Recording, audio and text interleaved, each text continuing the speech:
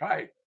I had to end my last one because my lady called and we had a little bit to talk about, to do with mundane things. But she's a very nice lady. I'm grateful to be living on what I hope is a foundation Swiss style canton here. And yeah, I had a really productive trip to Lytton yesterday. So what else was I going to read for you here? I read that last thing, the Far Lands, Desolation, the Far Lands. Yeah, powerful stuff. Sorry, I'm so powerful and heady. Mm, mm. Heady? Yeah, it's a word for what I do. It's heady. Um, Heady like a drunk. All right, well, this is in the vein of that last one that I did on the last one, Desolation. Ooh, I have this yeah, this also Dr. Crawford in Boulder, the old Norse scholar, wise, very wise and talented young man. Young, yes, you are, sir. Compared to me, I don't feel old. I am. My body definitely is. My soul, ancient triangle. All right.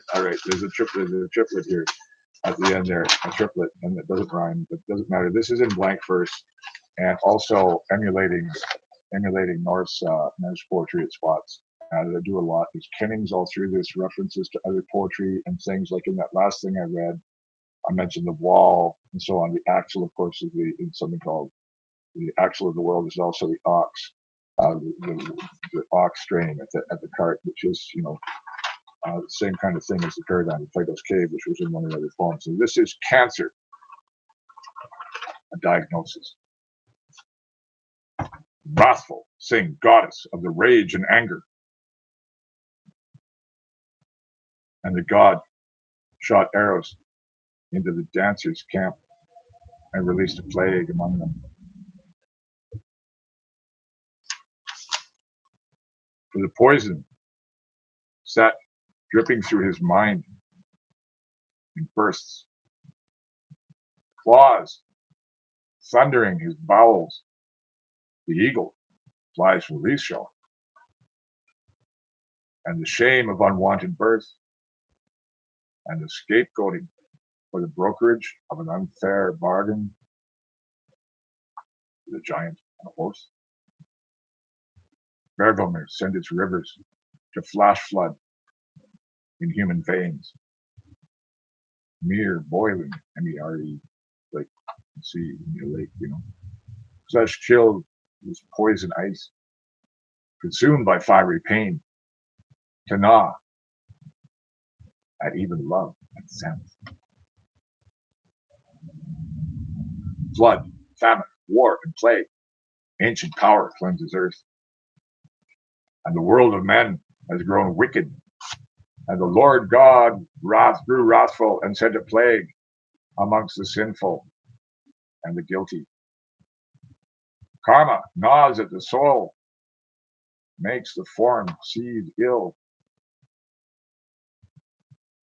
The giants demand tribute for the eating of the slain ancestor's heart, the beheading of the wise, an eye poisoned well, the deceit used to build heaven's wall, the falling of the gap with blood. Chaos emerges in human form. Ymir's blood quenched earth's fires, ice melting, drowning the primal stones. But Loki, exasperated with trying to trick and mock the other gods, decided to subvert instead the armies of Jotunheim and corrupt their revenge with his seed. Innocence's dart pierces beauty's heart. Breidablik groans, Nana wails, Nana wails. Frigga casts the gross into the void. Rind howls at a blind god in fury. Loki laughs even in his chains. The ecstasy of his pain still shakes the earth. His scream calling the vengeance of ice and fire.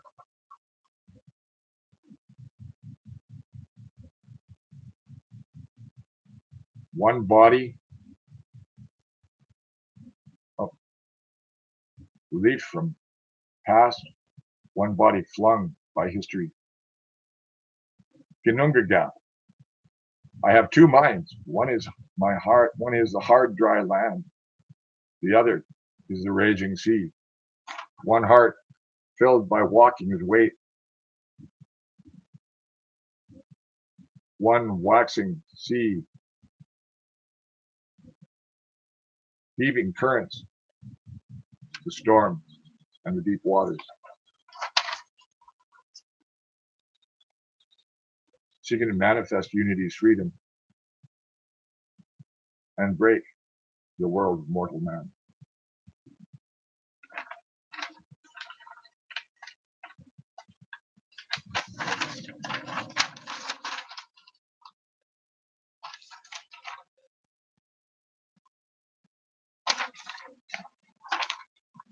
Pride goeth before a fall. Hell is only earth's antipode, and the world revolves. And for those who don't know, Breidablik was Baldur's palace. A blick, like when you wink, way a blick, right? And I wink, or an I blink, I blink. Breda, brightness, the brightness, shining brightness, I guess it means, groans. And Nana, who is Baldur's wife, wails. But now Baldur, because Loki, cast the growth, Frigga cast the growth into the void, means a mistletoe. Also, there's cancer. There's this cancer afflicting the world because of the revenge of the gods among man's injustice in alliance with the gods, with the Aesir. And Rind is a dog. I can't remember whose dog. It howls at a blind god in fury. This is Baldur's brother, Hod, the blind. And Loki caught last even in his chains. Anyway, what else was the other reference in there that's confusing for those who don't know the material? And yeah. The flood, famine, war, and plague. Those are the four horsemen of the apocalypse. Virgomir is the world, rivers send its rivers to flash flood in human veins. The mere boiling, or more boiling, but I think mere is a better word there. No, it's more, I wrote, more boiling. To flash flood in human veins, more like boiling. More boiling, I mean. Flash chilled with like is understood. Flesh chilled with prism ice, the rainbow of Bifrost, and consumed by fiery pain to gnaw at even love and sense. And the gnawing refers to Ratatos, who is the squirrel who eats at the world tree. And what did I put on here? The last bit there, that one little bit, very weird. Yeah, weird, because weird means not normal. But what's normal? What is normal? Normal is insane in this world. You can't be normal in a world that's gone insane. If you are, you're a casualty of the system and you're a failure, not a victim.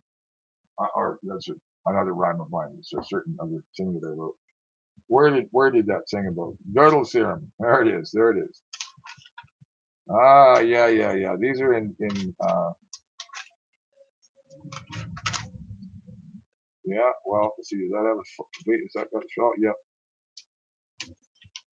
No, that's page 2 of something. Oh yeah, that's fine, it goes there. All right, let's do these.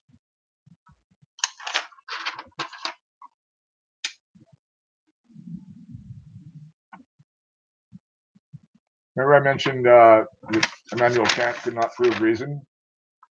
Is there reason or is there just discontent? Which is one of my other poems begins that way. Gödel's theorem.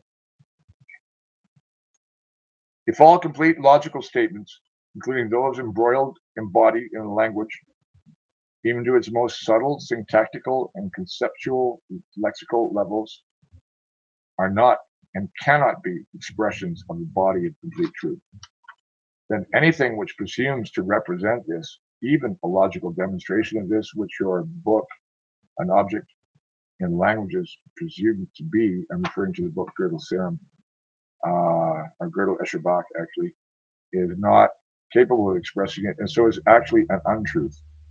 For it cannot be what it claims to be. Your book, thus, nonsensical, abstract, lies, even in referring to itself as a structural model built to form a logical loop in order to be trimmed into a notice of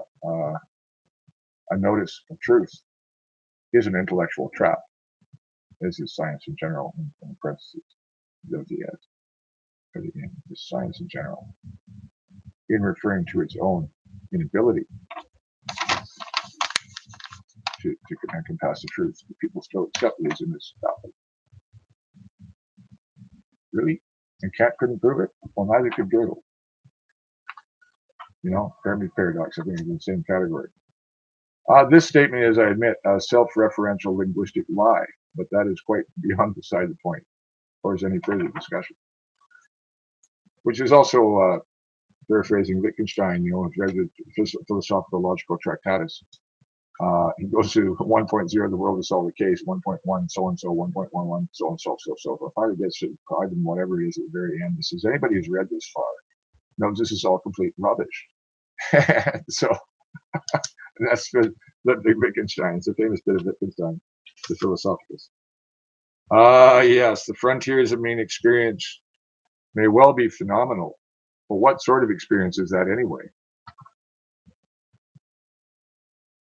Every man who reads this question, their sense of humility to see, if you wish to be not even humbled, but your whole human experience forgotten and bypassed by intellect. So far we are at the crest, so we claim, of intellectual evaluation, devolution linked by a word I can't pick out. Sorry. Do we wish to take second place so easily by our own hand and face all the consequences, however dreadful they may prove to be? Well, tantalizing me.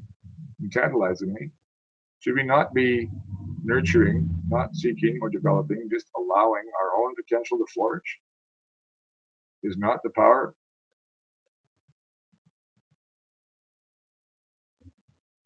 of good something, some concept of what we would like to do? Then why do we not do it?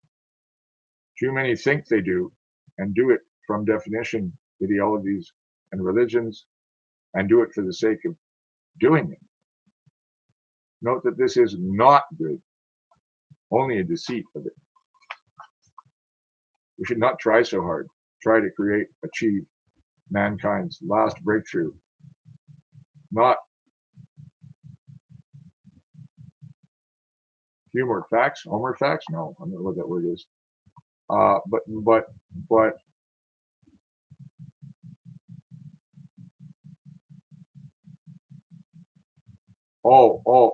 machine factor into homo servor, meaning homo man the servant, man to serve the machines. Homo servor, like Homo sapiens, no longer thinking, and only servor, being the maintenance for the machine, as William Butler in the Book of the Machines is on about. Page 2, page 3, page 4 of what?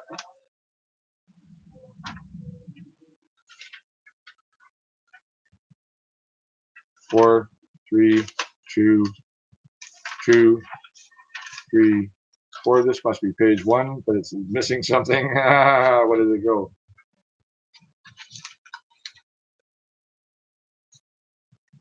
Well, I'm just going to start at this page. It's the center then of a page 1 that I can't find. So forgive me. I'll just read it as it is and proceed as though they all belong together. But to pages 2, 3, and 4 of something else are here that also, yeah, it's in the same theme. So I'll just read everything. Page 2 goes there. Page 3.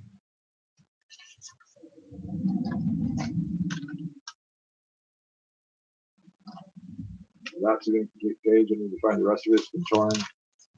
What else is here?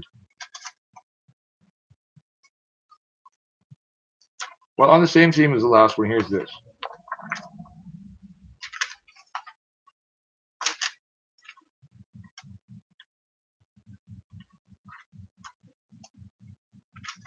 And that.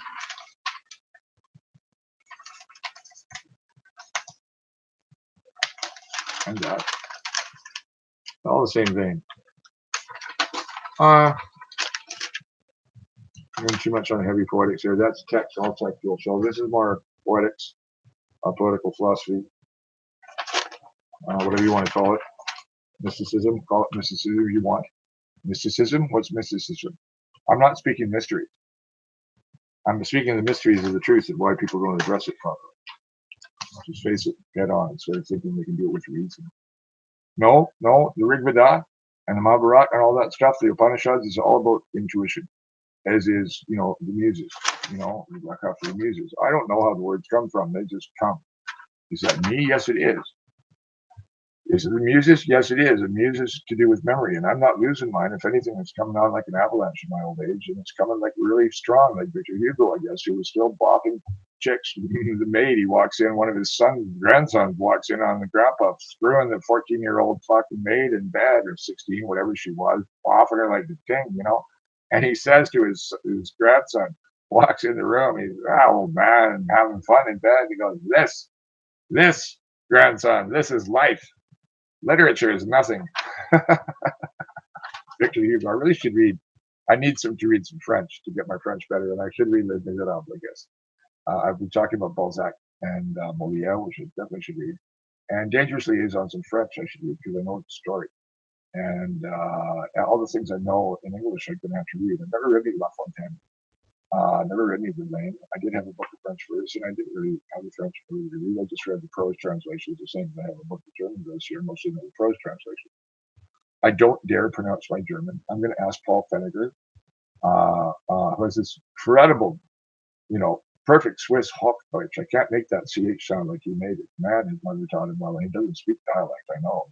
She's highly educated, and in Swiss, they don't speak dialect when they don't have to, unless they're talking like Swiss, especially in that canton. Luzerner, Dice. I don't know what it's going to sound like. Nothing like Hochdeutsch. Hoch with the perfect, where it's supposed to be, has a certain hardness to the sound that no other language has. It's like the double G in Danish. There's things that only somebody who speaks. And Berliners, Prussians don't speak Hochdeutsch. No. Hochdeutsch, I think, maybe in the north somewhere, Ham or Essen, Düsseldorf, somewhere like that. And again, only the educated. And even in Nuremberg and Heidelberg, no, you're going to be influenced by Bavarian and Schwabish. Anyway, so I wonder what this is the end of. This is to do with the machine again. Less preferable than momentism. Monumentism. Monomentism. Homomentism? I'm not sure. One mind, I mean. We would be as cattle, employed as drones to feed the industry, which, at all levels, plastics and metal organisms, it really won't be so stupid as to let us have an off switch.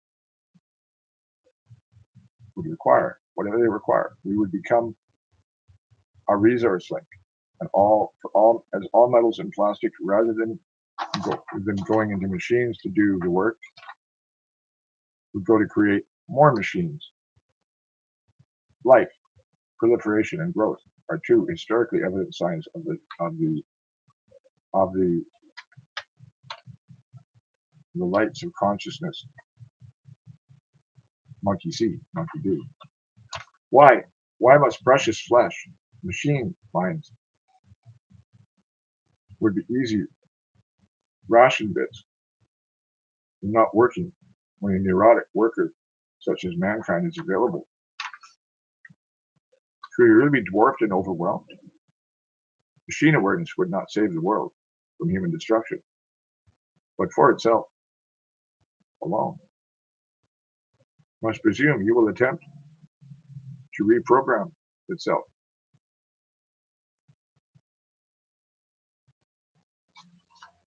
And certainly not for stupid humanity, which almost destroyed.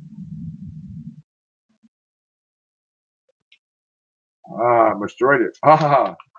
Will you program a sense of beauty, of something, an aesthetic, an artistic, dorm and disown work which you appreciate the world? inbegotten to metal or something. I don't know. So page 2 of something. Not of that.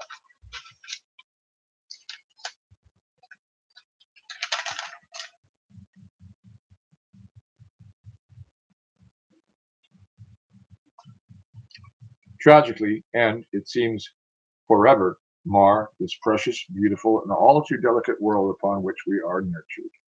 Yes, yes, we have changed the order of the world and dominated all other life, including each other, with our strange powers and consumptive behavior. Yes, we have drawn in mighty seas in the face, drown in mighty sea scar on the face of nature, in the grand sense, capital N.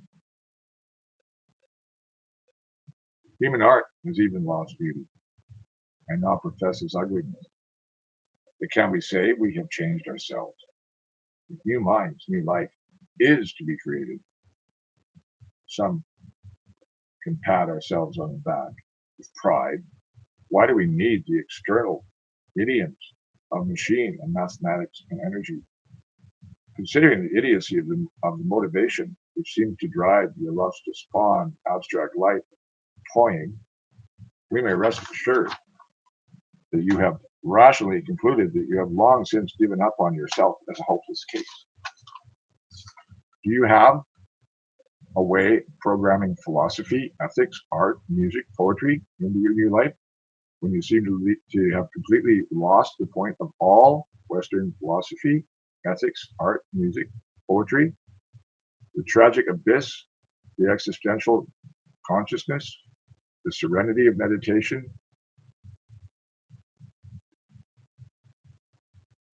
the power of language, the Lycan's power of something language, I'm not sure the word, and simple, pure, unabstract, inabstract, mind abstract,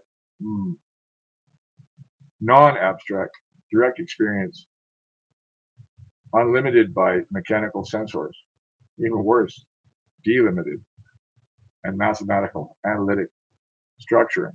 I should add equalized. The Pythagoreans spawn homunculus, and it grows into gargantua. Is there no place left for human experience, or will it create art to humble us all with power, but not the power of life, but that of a machine with lights and knobs, and does not breathe and thrive and laugh and love?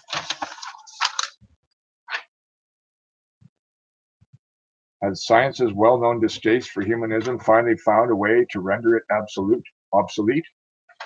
Ah, but boys, the given you're holding, that gun you're holding, is pointing the wrong way. But you wouldn't understand the poor darlings once they got a bit complicated for you to understand. This is quite conceivable that a machine society would develop a moral code in time, a philosophy, or for purely potential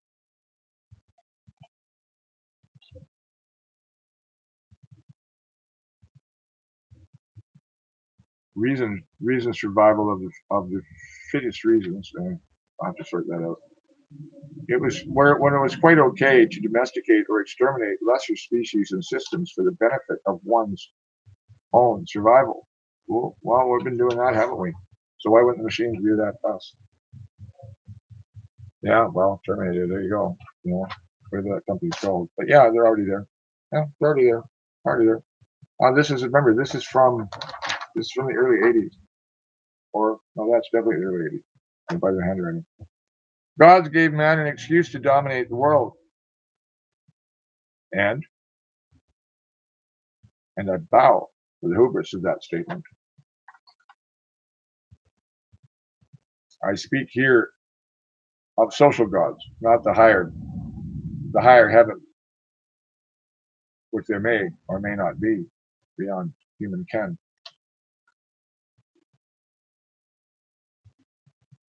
And again, continuing on. Oh, that's a caesura of lesser species and systems for the benefit of one's own kind, i.e., oneself. Especially if computer